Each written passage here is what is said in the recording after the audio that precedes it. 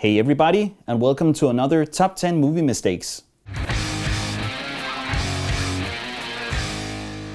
So I just finished my Jurassic Park movie location video, and it took me 10 months to edit the video. So I've been watching Jurassic Park a lot lately, while editing my video of course, and I've spotted a lot of mistakes in the movie, so obviously I had to make a top 10 movie mistakes in Jurassic Park. Jurassic Park has always been one of my favorite movies, ever since it came out in 1993. It's an amazing science fiction action movie with stunning special effects, and I've always been fascinated by the beautiful locations in the movie, which is why I went to Hawaii to make my Jurassic Park movie location video. But let's have a look at the mistakes I found in the movie. Some of the mistakes are big, and some of them are just nitpicking. Number 10. Visible crew member. I just love the kind of mistake when they accidentally left a crew member in the final movie, and I found 3 mistakes like this. When the group goes on a tour in Jurassic Park, the 2 cars drive through the Jurassic Park gates. It's supposed to be automatic doors, and there are no people around. But if you look closely when the door is shut, you can see a person walking along the door, and there is an arm sticking out, probably to keep the door shut.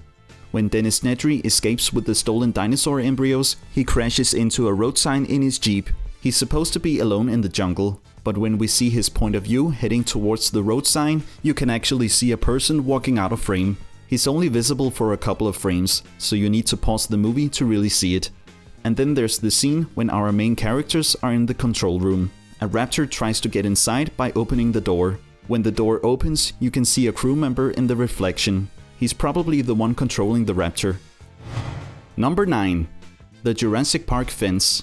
In Jurassic Park, there are fences everywhere to keep the animals isolated, and the film crew built a lot of fences for the movie. They only build enough to fill the movie screen of course, but sometimes you can actually see the fence suddenly ending if you look closely. For instance, take a look at the scene when the cars go through the Jurassic Park gates. The fence goes behind the trees, and it looks fine. But then it cuts to this angle, where you can clearly see the fence suddenly ending behind the trees. They probably should have fixed it with CGI. Then there's the scene where Alan, Lex and Tim climb over the fence. In this shot, you can see that the fence ends here at the tree. It looks a bit silly, but it's even more obvious in this shot when Tim hangs in the fence. Come on, you can clearly see that the fence and the concrete doesn't go any further. So why didn't they just go round the fence? And I'm pretty sure they could fit through the holes in the fence as well. Tim is even halfway through at some point. Number 8. Visible movie sets. Many scenes in Jurassic Park were filmed in studios in Hollywood, and sometimes you can actually tell it's a studio. The most exciting scene in Jurassic Park is without a doubt when the T-Rex breaks out of the fence at night. The scene was shot inside a soundstage at Warner Bros. Studios, and in a couple of shots, the bright flashes reveal the walls of the soundstage. But you need to pause the movie to really see it. And take a look at this scene when Gennaro is about to get eaten by the T-Rex. You can clearly see a wall and a platform to walk on. This is a photo from the set back then, and here you can see the platform we were able to see. Later in the movie, we see Alan, Lex and Tim spending the night in a tree. This was also filmed inside a soundstage, and again you can see a wall and some kind of equipment. And when it's morning, you can see some kind of camouflage netting in the background. It's without a doubt there to hide the walls and the ceiling. Number 7.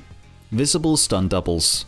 In movies, a stunt double is often required for action scenes and dangerous situations. The filmmakers do everything they can to hide a stunt double, by having them look like the actors and not showing their face too much. But sometimes they fail to do so. Like in this scene, when the T-Rex chases Robert, Ian and Ellie in the Jeep. Robert is driving the Jeep, but take a look at this shot, when the T-Rex slams into the car. Who is this person driving? That's not Robert. And when the main characters climb down the dinosaur skeleton in the end of the movie, it's also stunt doubles on screen. And sometimes they are quite visible if you look closely. Only the close-up shots have the real actors. Another way to hide a stunt double is to replace the stunt double's face with visual effects. And Jurassic Park is the first movie I know of to use this technique. A little earlier in the movie, we see Lex falling through the ceiling tile. This stunt was also performed by a stunt double. The person looks right at the camera in the shot, and the face was replaced with the actor's face in post-production. It looks great, but her face looks a bit messed up when she tilts her head. Creepy. Number 6. Visual effects nitpicking. I've worked with visual effects for many years, so I can't help noticing mistakes in the visual effects. And let me just be clear, I think the visual effects in Jurassic Park are amazing. They still hold up great after 30 years. And I can't even imagine how difficult it must have been working on these effects in 1993 on the limited computer power and the small low-resolution CRT monitors. And it must have taken a very long time to render the final shots. In 1993, my PC didn't even have Windows yet. I still had DOS, and the most impressive game I had was Doom, which also came out in 1993. And by then, Industrial Light and Magic created photorealistic dinosaurs in high resolution, which still looks great after 30 years. Really incredible. First, I want to talk about some of the mistakes I found in the rotoscoping. Now, for those of you who don't know what that means, I'll explain it real quick. For example, if I add something digital to a shot and it needs to be behind something in the live action shot, I would need to mask that part out manually frame by frame. This is called rotoscoping, and it's a lot of work. Overall, they did an amazing job on the movie with the rotoscoping, but it's not always perfect. In this shot with the Brachiosaurus, the tail is in front of the tree in the foreground. It's also in front of the antenna on the car. Maybe they couldn't see the antenna on their low-resolution monitors. And I speak from experience when I say that rotoscoping plants and trees is a pain. And if you look closely, the rotoscoping is not perfect around the leaves. Let's have a look at the scene with the Gallimimus. Here they had to do a lot of rotoscoping around the tree trunk. And if you go frame by frame, you can see that the rotoscoping could use a lot more work. The dinosaurs go through the tree, and it just looks awful when you really look. It's a bit strange, because the rotoscoping in the T-Rex scene at night is just perfect. And here there's a lot more to work on, like translucent windows and things out of focus. So maybe they were just pressed for time with the Gallimimus shot. And take a look at this scene with the two raptors in the kitchen. In this shot, one of the raptors jumps up on the table. The raptor is all digital, but the things falling from the table were really there, so they had to be rotoscoped. And take a look at the pot falling. The rotoscoping is way off. It looks really strange.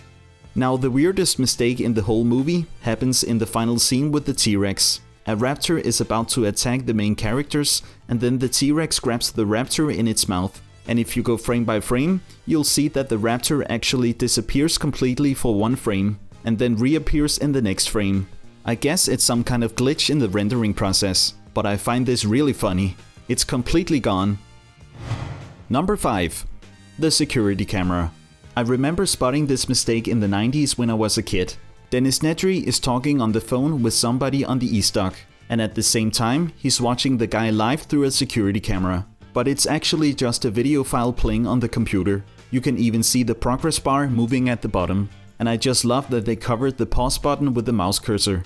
And you can even see a window containing all the video files. They kind of made the same mistake earlier when Dennis looks at multiple security cameras. But here they covered up the video controls with another video player, so you can't tell it's video files. Number 4.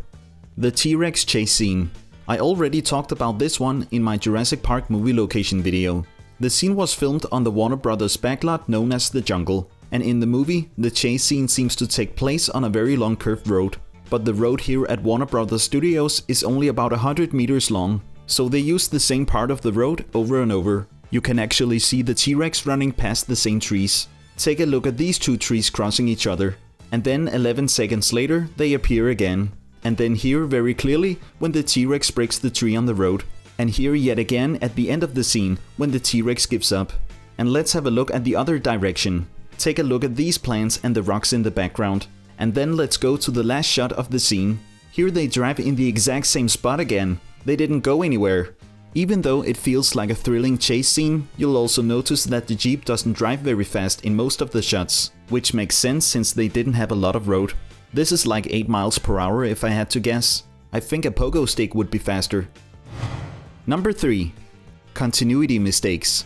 Every movie has continuity mistakes. It's mostly just minor stuff, like hair looking different between shots. But let's have a look at some of the weird continuity mistakes. When Alan and Ellie meet John Hammond inside the trailer, John is holding a glass and a white towel. And then it cuts to this shot, and now the towel is pink all of a sudden. When Dennis Nedry meets with Dodson to talk about smuggling the dinosaur DNA out of Jurassic Park, Dennis gets a bag of money, which is an advance payment. Then it cuts to this angle, and now the bag of money is gone. What happened? Did he already spend it? The bag doesn't reappear in the rest of the scene, so I guess he did. Maybe that's why Dodson had to pay for Dennis's lunch. Don't get cheap on me, Dodson. Let's take a look at one of the weirdest continuity mistakes. This is the scene when the group leaves the cars and goes to the sick Triceratops. Take a look at the purple tank top on Lex. Then she trips and Ellen helps her up, and now she's wearing another tank top. It may look like the same one, but take a look at the pattern. It's completely different. So what happened here? And the group also magically teleports when she trips. Take a look at this plant and the tree behind it. Okay, then she trips and Ellen helps her up, and now they're back at the starting point. There is a lot of weird shit going on in this scene. When Dennis Nedry escapes with the stolen dinosaur embryos, he crashes in his jeep and gets stuck on a muddy slope. But he finally finds the right road to the E-Stock. Notice the sign with the arrow pointing up. Then Dennis falls down the slope, and now look at the sign. The arrow is now pointing left. I really wonder how this happened. Maybe some set designer turned it just for fun during the lunch break. By the way, I can't help but laugh when I watch Dennis driving in the Jeep. He's gotta be the worst driver ever on film.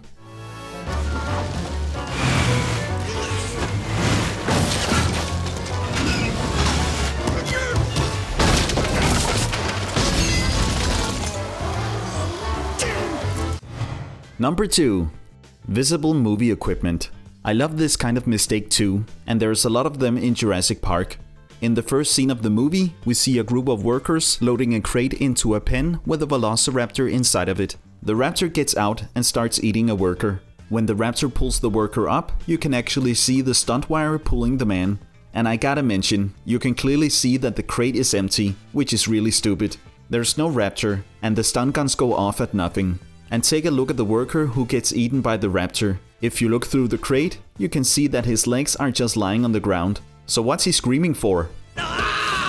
When the group goes on a tour in Jurassic Park, they drive by the Dilophosaurus paddock as the first attraction. And in the window of one of the cars, you can clearly see a reflection of the camera. This is a classic mistake that I've seen in many movies. Then let's take a look at the scene at the T-Rex paddock. When the group looks out the window during the day, you can see some of the camera equipment through the window. I think it's the camera crane. You can see what it looks like in the behind the scenes. Then let's have a look at the scene when the T-Rex breaks out of the fence at night. When the T-Rex flips the car with Lex and Tim in it, it cuts to a close-up shot of the car. And take a look at the left side of the frame. You can clearly see a set light and a plant in a pot right next to the car track. How did they not see this during filming? And when the T-Rex spins the car a couple of minutes later, you can see the wire pulling the car. And we're not done talking about wires. When Dennis Nedry gets attacked by the Dilophosaurus, you can see the strings getting pulled on the dinosaur. Later in the movie, Robert and Ellie go to the T-Rex paddock to look for the others. And take a look at this shot. Now there's a tree on a stand in the middle of the car track. Why was it put there all of a sudden? And there's another tree on a stand behind Ellie. Where were those trees during the day? Number 1. Design changes. These are my favorite mistakes that I've found in Jurassic Park.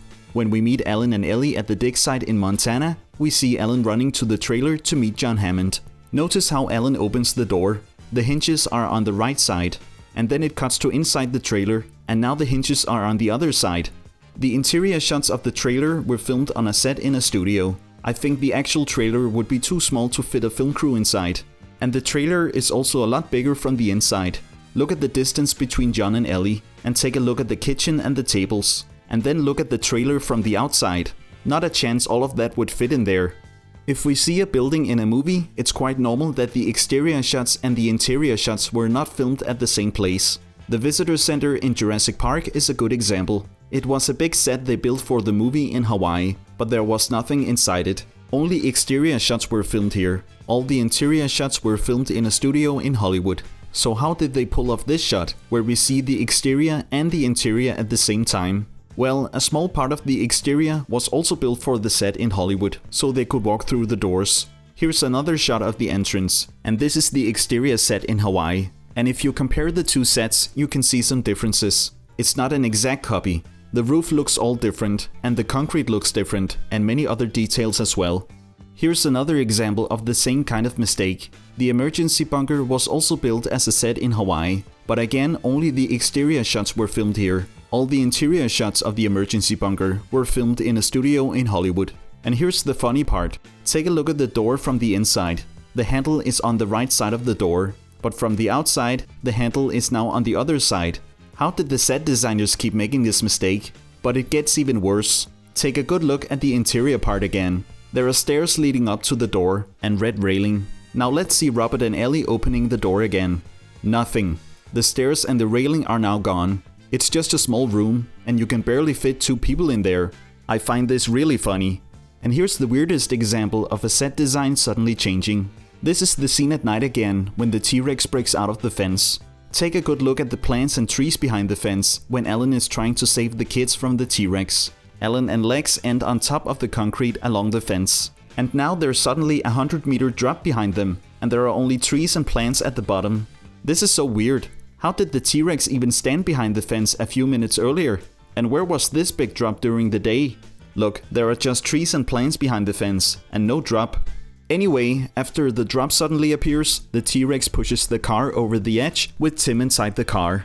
And I'm pretty sure the impact would kill him.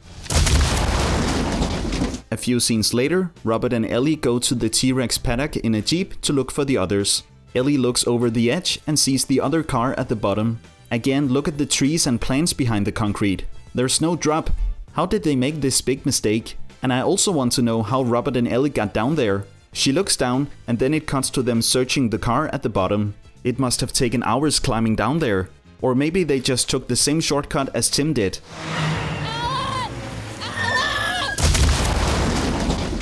That was my top 10 movie mistakes in Jurassic Park. I hope you enjoyed the video. If you did, then please leave a like. And if you have a suggestion to a movie I should take a look at next time, then please let me know in the comment section. And I'll see you in the next video.